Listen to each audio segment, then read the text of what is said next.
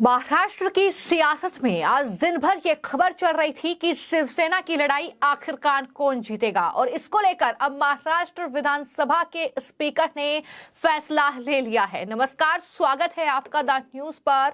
मैं हूं आपके साथ शिप्रा सैनी। तो महाराष्ट्र में शिवसेना की लड़ाई आखिरकार शिंदे गुट ने जीत ली है। ये बड़ा फैसला महाराष्ट्र विधानसभा के अध्यक्ष राहुल नार्वेकर की ओर से दिया गया है। उन्होंने साफ तौर पर यह कहा है कि इलेक्शन कमीशन के रिकॉर्ड में शिंदे ही असली शिवसेना है, इसलिए उसे असली शिवसेना का तमगा मिलेगा और जाहिर तौर पर 40 विधायकों को विधानसभा से अयोग्य नहीं ठहराने का फैसला राहुल नार्वेकर की ओर से लिया गया है।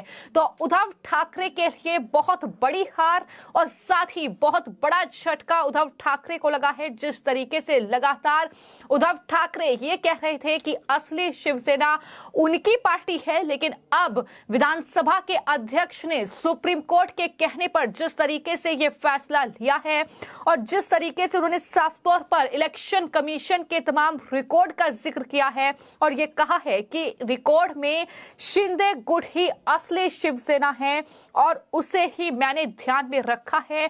तमाम जो रिकॉर्ड इलेक्शन कमीशन में हैं उन्हें ध्यान में रखा गया है और उसके बाद यह फैसला अब राहुल नार्वेकर जो कि महाराष्ट्र विधानसभा के अध्यक्ष हैं उनकी तरफ से। अब इसमें तो मतलब एकनाथ शिंदे जी की कुर्सी बच गई है, लेकिन उद्धव ठाकरे के ग्रुप में हलचल मच गई है। मतलब जो स्पीकर ने फैसला दिया है ये फैसला नियम के मुताबिक है, कानून के मुताबिक है और 2/3 मेजोरिटी के माध्यम से मतलब एकनाथ शिंदे के पास 37 एमएलए है और इसीलिए इलेक्शन कमीशन ने भी मतलब सही शिवसेना एकनाथ शिंदे जी के ही मानी थी।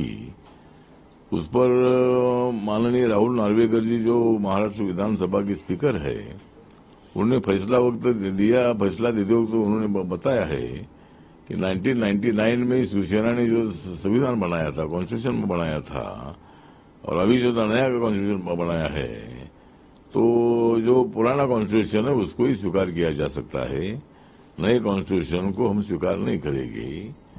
जिस तरह मतलब सुनील प्रभु जी ने एज ए व्हीप जो 16 एमएलए को एकनाथ शिंदे जी के साथ सस्पेंड करने का निर्णय लिया था उद्धव ठाकरे जी के आदेश पर, तो माननीय स्पीकर जी ने बताया है कि भाई उद्धव ठाकरे जी को अकेले को कोई अधिकार ऐसा नहीं है, पक्ष प्रमुख के नाते किसी को सस्पेंड करने का, पार्टी से निकालने का अधिकार नहीं है।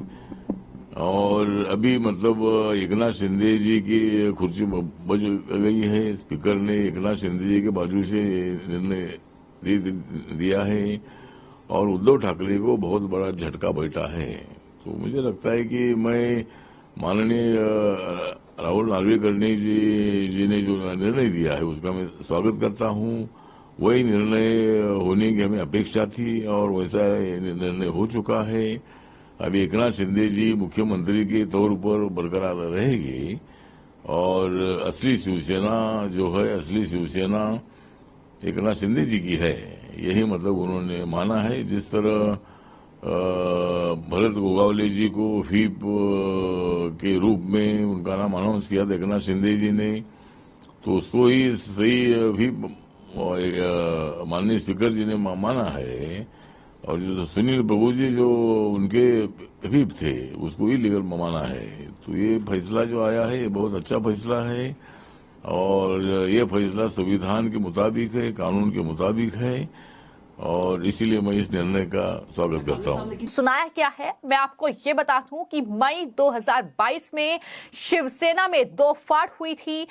एकनाथ शिंदे समेत 40 जो विधायक थे वो दरअसल पार्टी छोड़कर उन्होंने एक अलग गुट बनाया था और उसके बाद उद्धव ठाकरे सुप्रीम कोर्ट पहुंचे थे ये कहते हुए कि इन्हें अयोग्य ठहराया जाए, लेकिन उसके बाद इलेक्शन कमीशन ने फैसला सुनाया और शिंदे गुट को असली शिवसेना का तमगा मिला, जिसके बाद सुप्रीम कोर्ट में यह मामला पहुंचा। तो अब जाकर जो महाराष्ट्र विधानसभा के अध्यक्ष हैं राहुल नार्वेकर, उन पर आज सबकी निगाहें टिकी हुई थी, लेकिन अब जो फैसला सामने आया है उसमें असली शिवसेना की जो लड़ाई है वो शिंदे गुट ने जीत ली है, यानी शिंदे की सरकार बरकरार रहेगी महाराष्ट्र में।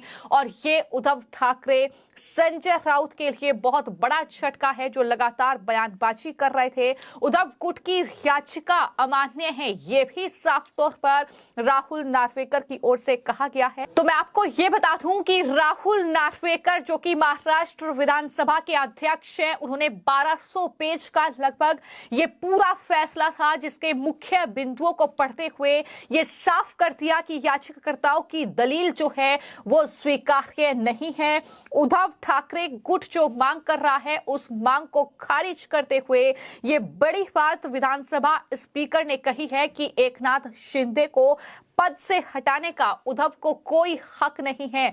यह भी बड़ी जो कहीं ना कहीं बात है वो राहुल नार्वेकर की ओर से कही गई है। तो कुल मिलाकर ये पूरा फैसला आज महाराष्ट्र की सियासत में काफी ज्यादा अहम माना जा रहा है। जिस तरीके से लगातार 40 विधायकों पर अयोग्यता की तलवार लटकी हुई थी कि उन्हें अयोग्य ठहराया जाएगा या फिर शिंदे गुट के हक में फैसला आएगा, लेकिन आज इन विधायकों से वो तलवार हट चुकी है, जिसमें खुद मुख्यमंत्री एकनाथ शिंदे भी शामिल थे। लेकिन अब ये महाराष्ट्र विधानसभा के स्पीकर का बड़ा फैसला, जिसमें यह कहा गया है कि शिंदे को पद से हटाने का उद्धव को कोई हक नहीं है, और साथ ही उद्धव ठाकरे गुट की मांग को पूरी तरीके से खारिज कर दिया है राहुल नार्वेकर ने। और ये फैसला सुनाते हुए साफ किया है कि दोनों गुट असली शिवसेना का दावा कर रहे हैं। उन्होंने कहा कि मैं चुनाव आयोग के खिलाफ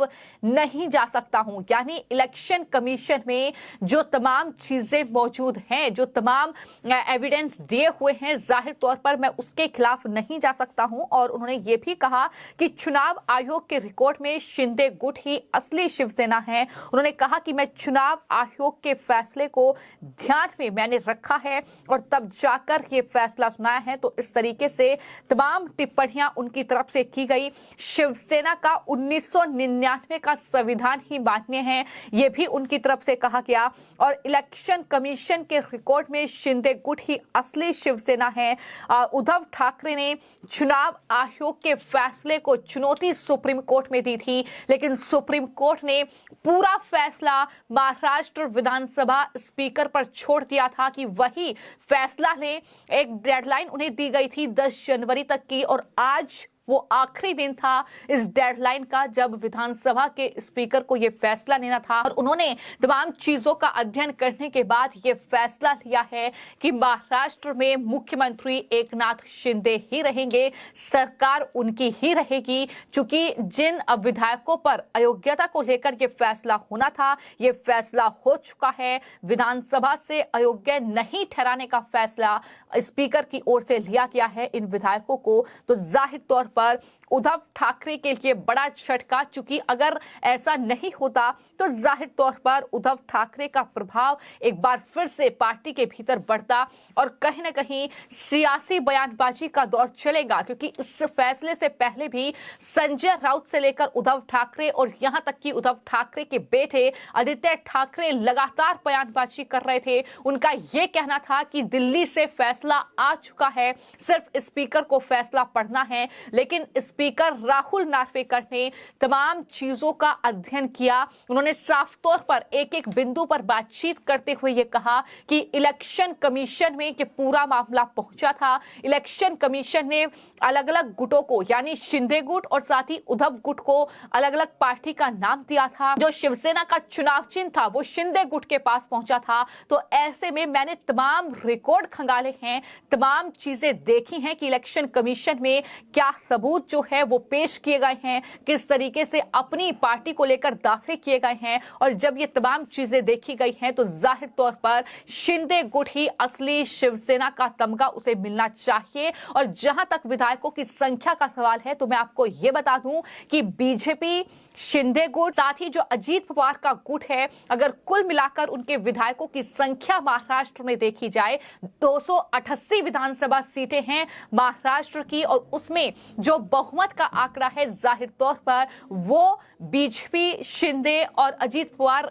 गुट की जो सरकार है गठबंधन ही की उसके पक्ष में जाता है। तो ऐसे में जाहिर तौर पर शिंदे सरकार जो है महाराष्ट्र में बरकरार रहेगी और एक बार फिर से कह सकते हैं कि उद्धव ठाकरे की हार कहीं ना कहीं महाराष्ट्र में हुई है, क्योंकि जिस तरीके से लगातार शिंदे भी ये कहते रहे हैं कि बाला साहेब ठाकरे के जिस तरीके से विचारों को कुचलने का काम उद्धव ठाकरे ने किया है, असली शिवसेना हम हैं, क्योंकि बाला साहेब ठाकरे के जो विचार थे उनको आगे बढ़ाने का काम हम कर रहे हैं। उनकी जो विचारधारा थी पार्टी को लेकर वो विचारधारा हमारी है, तो हम ही असली शिवसेना हैं। लेकिन आज अब महाराष्ट्र विधानसभा स्पीकर के फैसले ने भी ये साफ कर दिया है कि असली शिवसेना शिंदे गुट है। शिंदे की सरकार बरकरार रहेगी, चूंकि विधायकों पर जो अयोग्यता की तलवार लटकी हुई थी वो तलवार फिलहाल हट चुकी है और कहीं ना कहीं जो सस्पेंस एक बना हुआ था कि असली शिवसेना कौन, वो सस्पेंस भी हट चुका है राहुल नार्वेकर के इस फैसले के बाद, जिसमें उन्होंने साफ तौर पर उद्धव ठाकरे की याचिका को अमान्य करार देते हुए शिंदे गुट के पक्ष में यह फैसला लेते हुए 40 विधायकों को विधानसभा से अयोग्य नहीं ठहराने का फैसला लेकर ये महाराष्ट्र के लिए एक बड़ा फैसला लिया है। लेकिन इसके बाद अब महाराष्ट्र की सियासत में क्या सियासी भूचाल आएगा ये भी देखना होगा। फिलहाल आपकी इस पूरे मामले को लेकर क्या राय है, हमें कमेंट बॉक्स में जरूर लिखें। धन्यवाद।